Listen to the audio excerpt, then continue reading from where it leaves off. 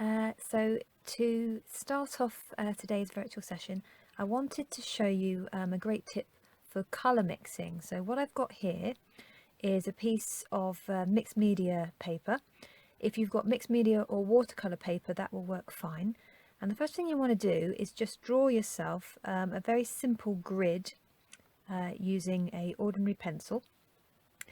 And down the left side here, you want to just put some of the colours that you've got in your watercolour set. Now obviously the colours you put will sort of be determined on the colours you have. Everybody will have a slightly different variation, but these will be the basic colours that you will have. So you want to just pop those down the left hand side, and then along the top here I've just done the initials of this. So of course R for red, O for orange, yellow is Y, and so on. So this is a great little tip to help you learn how to mix your colours. So let's give you a little demo of this. So I'm going to go in a little bit of water here. I've got a little pot of water here. So this first one, of course, we've got red and red. So this box here is going to be red. So let's fill this box in here with red. And the next one, we've got orange, so you want to mix a little bit of red and yellow together to give you orange. A little bit more yellow in there. Okay, so you'll have, so this is a mixture of orange and red together. So of course when we move over here, everything that's in a diagonal line, these are all going to be your pure colours. So you will find that some of these will double up. So orange meets orange, so this is going to be your pure colour. Alright, so you mix a little bit more. There we go. I'm going to put a little bit more red in this one because this is the red column with the orange. There we go. And then if we move across to this one, you've got yellow meets yellow. Alright, so we've got yellow in here. And then blue meets blue. So hopefully you can see how this is looking. Alright, so as I said, everything that's in the diagonal is your pure colours. Alright, so if we were to pick this one, for example, this one would be blue and yellow, which if you mix a little bit of blue and a little bit of yellow together, so you've got your blue here, and if you mix your yellow, of course, that will give you green. Alright, so basically the idea is to fill this grid with all your different mixtures of colours, and then you can keep this for future reference. So if ever you're doing a painting and you can't quite figure out what colour it is you need to make, you can look at this and think, I think this colour looks like a yellowy orange or a sort of bluey green tone, and it really will help you to create and mix your colours. Okay, let's do another one here. Let's go to the green. So green and red. So let's go in with some green here. So green meets red. I'm going to put a bit of green in there. And I'm going to mix a little bit of red. Right, so we've got like a greeny reddy colour, which will get a sort of a brownish sort of colour going on there. And of course you've got green meets orange, so you have a little bit of green in there. Then you make up your orange, okay, which is a mixture of yellow and red. So again, a nice sort of deeper sort of hue coming there. Okay, so that's your basic idea. Again, here we've got a pure again, so we go green meets green, Okay, so it does take a little while to sort of get used to using something like this, but as I said, once you've filled all of this and you've got all your colours, it is a great little tool to use. So again, what you want to try and do is remember you've got just to write down the basic colours that you've got in your set. Now, if you've got sort of a bright yellow, if you've got sort of a summer yellow, if you've got a red, you've got a crimson, dark blue and a brighter blue, anything like that, write those down and then write corresponding initials for those along the top. And then if you go down, say here, so you've got blue meets blue, and then of course here you'll have your pure blue.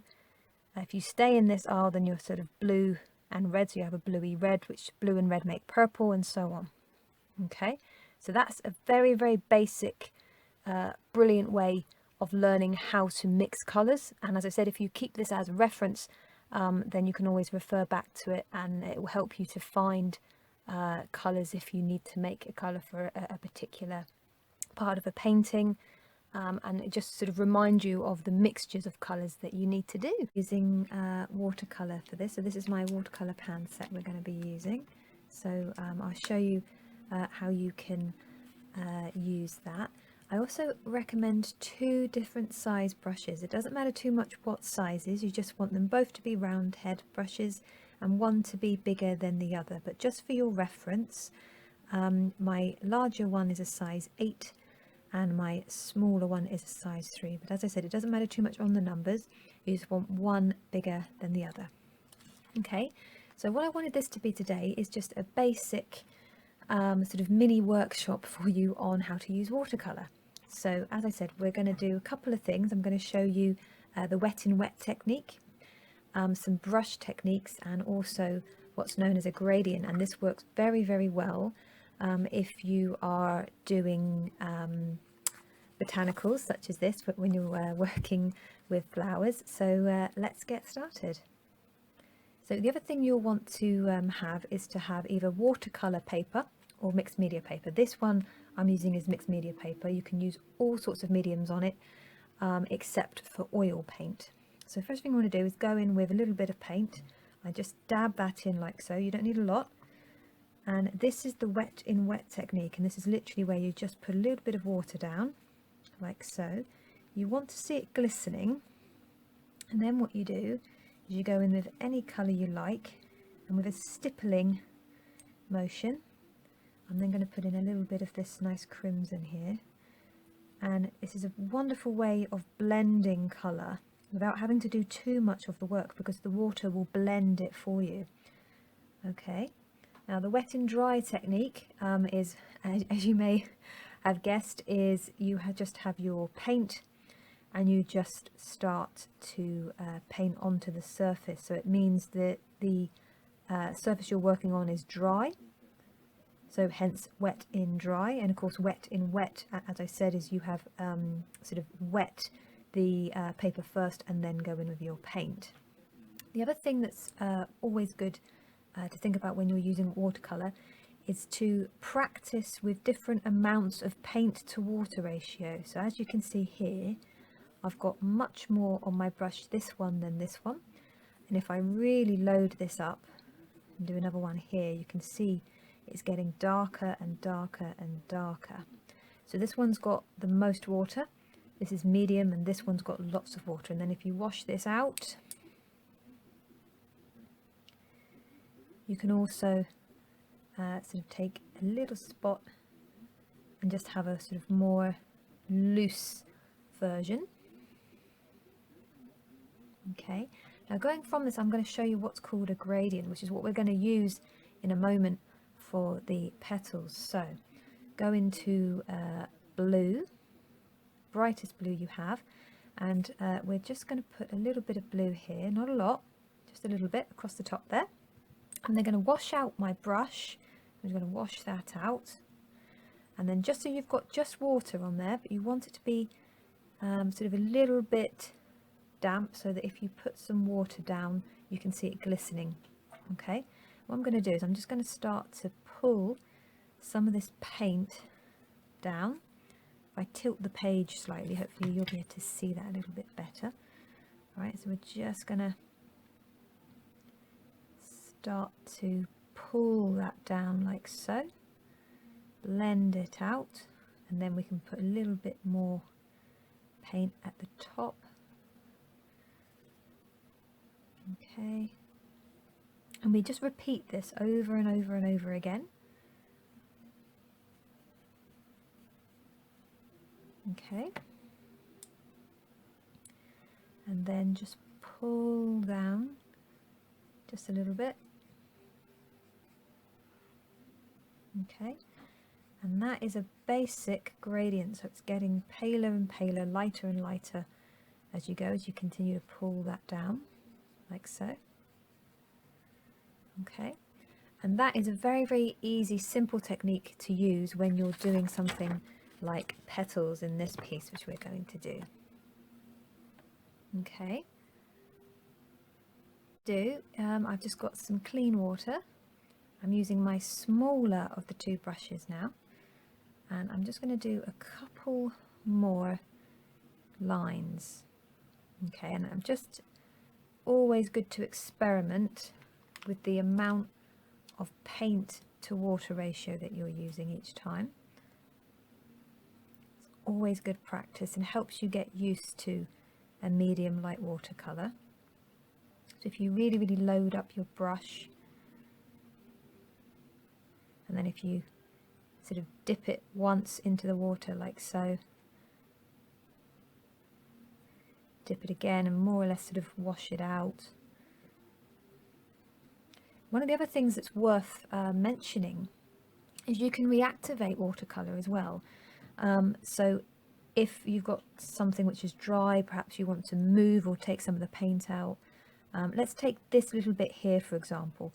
If that bit is dry, what you can actually do is just go in with a little bit of water, and you can reactivate that and move the paint around,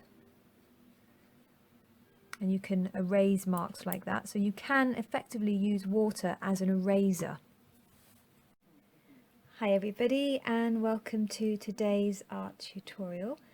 So today I'm going to show you how to paint this lovely image of a daisy using a watercolour pan set. So for those of you who haven't seen one of these before, this is watercolour paints, and it's called a pan set because each of these individual little sections of paint is called a pan.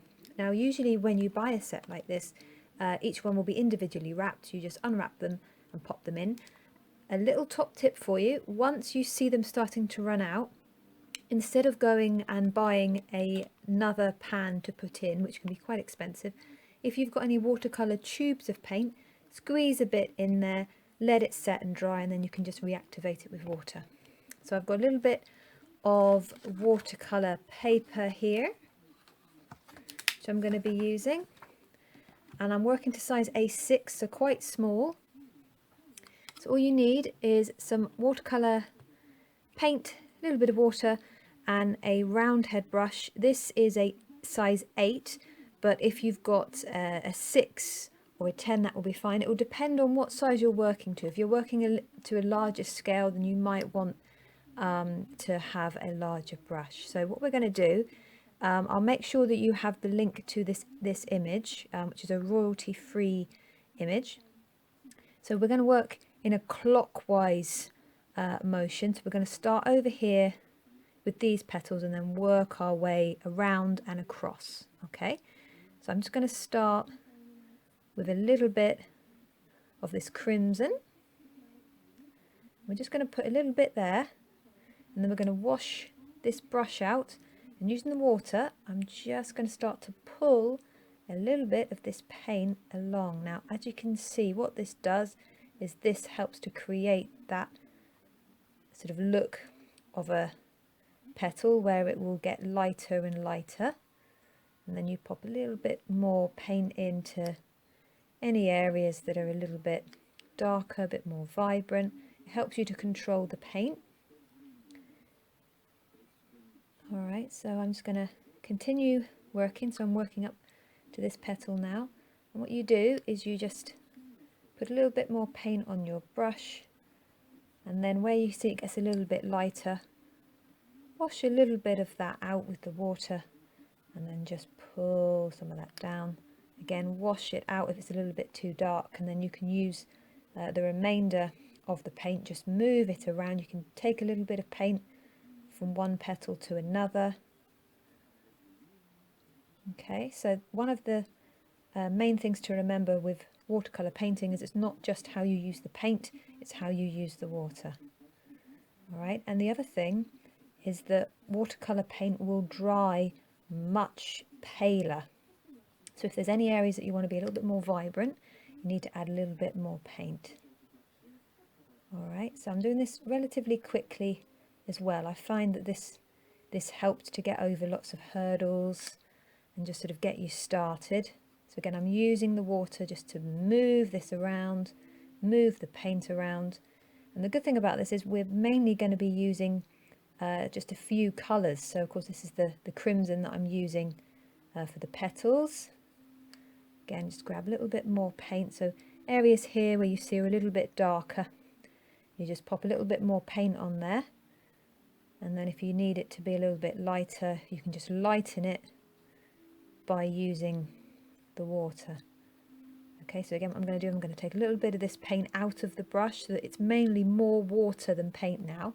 And then with the water that's on the brush, I'm going to just use it to move that paint around. All right, so this is one of the easiest, simplest techniques that I've found works very, very well for beginners. Is just to put a little bit of paint down, wash the brush out, and then you can take a little bit of paint, you can move it around. Okay, if you find that you're sort of painting more petals than are actually there, don't worry too much. That can happen sometimes. But one of the other top tips I can give you is to dart your gaze backwards and forwards to help sort of you remember whereabouts you are in the painting, so you know which petal you're working on. Right, and just keep building it around. So now we're getting to this one. It's much, much paler than the one next to it. So I need to loosen this. I need to add a bit more water so it's not quite so dark in colour. And this one here is a little bit more vibrant, so I've added a little bit more paint to that one. Okay, and then of course this one here, which is behind it, it's a little bit darker. Do that. Wash out the brush, take a little bit from there and use that to create this nice sort of pale petal there. Okay, so you can take paint from one area to another, as you can see. That's the way I'm doing it. So you've got your basic petals in place now. Right, so I'm going to start working on the centre, so I'm just going to zoom this in just a little bit. Okay, what I'm going to do is I'm going to move to a smaller brush. If you don't have a smaller brush, do not worry, you can do this with the same brush. So I've just moved to a number 3, but if you've got anything that's smaller than the one you were working with, so this was an 8, so if you've got a 6, you've got a 3, anything like that will do. But if you want to work with the same one, you absolutely can. And this is just a case of doing lots of little dots, so nice and simple, quite relaxing as well. Right, so just dot these around. You can see we've got several different colours here. So I'm going to wash that out. I'm going to go into some yellow. I'm just going to start to mix this in so that you get this sort of nice orangey colour, and I'm going to put that all the way over there. Put some more yellow in. Okay, and then I'm going to put a little bit of this sort of orangey red in. Bit more of the crimson. Don't worry if you can't get the exact colours, because obviously it will depend on the colours that you've got available in the set that you're using. Everyone's going to be slightly different. All right, we've got a little bit of green, so I'm going to go in with a little bit of green now. Just dot a little bit of that around. Okay, and then in the background we've got some blue, so we're just going to put a little bit of blue in here. I'm going to move back to my slightly larger brush. This is my number 8. I'm going to pop a little bit here. I've got more water than paint on my brush, which is perfect for this because we want it to be a nice pale blue. Okay, and I'm just going to lightly pop some of this around, using the water just to break up areas of the paint that are a little bit too vibrant, a little bit too dark. If you do find that you add too much paint like that, what you can do is just go back into your water and you can break that paint up. You can move it around, you can erase it. The other thing that's worth noting is if you've done a section of colour and then you come back to it and you think, oh, I want to change that, you can change it. You can also start to erase paint using water. I'll show you what I mean. So if I wanted to take out this corner, for example, just make sure you've got water on your brush and just keep working the paint like that until you start to erase the area. Now that will work even if the paint has dried, and that doesn't matter if it's been dry for a day or 2 weeks. You can still add water to it and reactivate it. The only type of watercolour base that you can't reactivate is what's known as water soluble pencils, which usually you'll get in a kit, a little bit like this, and they will say water soluble ink pencils. Now these, as far as I am aware, once they have dried, they are set. You won't be able to reactivate them with water, but they're very, very good. And you would use them like you would an ordinary colouring pencil, and then once you've got all your colour in, you just add a little bit of water to a brush, and then it sort of changes the pencil tones into paint. All right, so what I'm going to do now is just add some finishing touches just to bring these petals out a little bit more. So I'm again using my smaller brush here.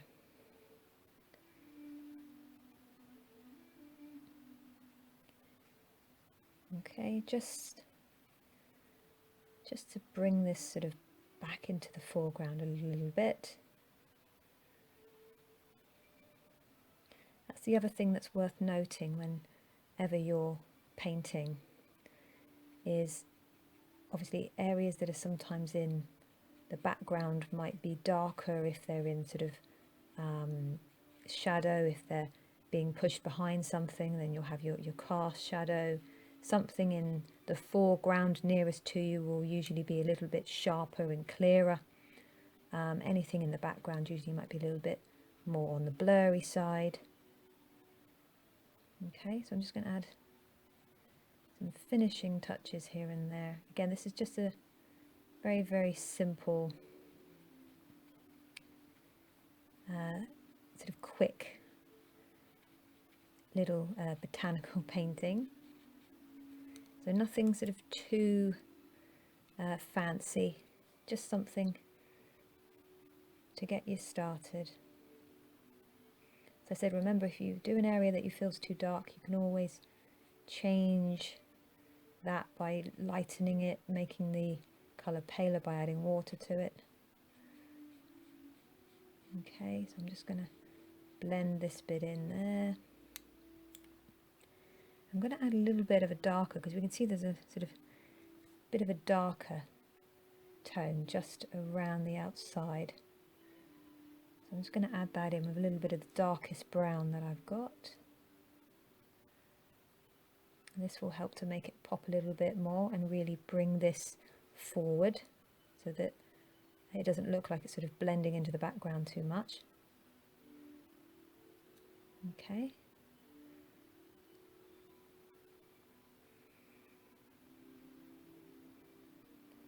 And then if I zoom in, we can see some more detail around some of the centres. I'm just going to put some little dots in just to sort of give those indications. Again, it will make it pop a little bit more. So I'm not going to go around each individual little bit. I'm just going to put little dots in. That gives a good little indication. Okay. Again, just dart your gaze backwards and forwards to the area that you're working on. This will help you.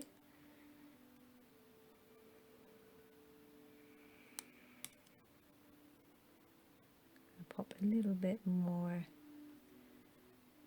colour just back here there, just a bit. We don't want too much, just want it to pop a little bit more.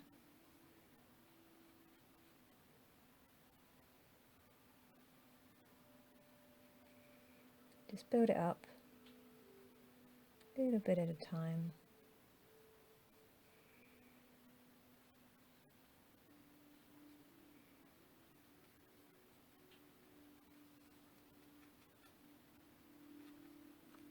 Okay.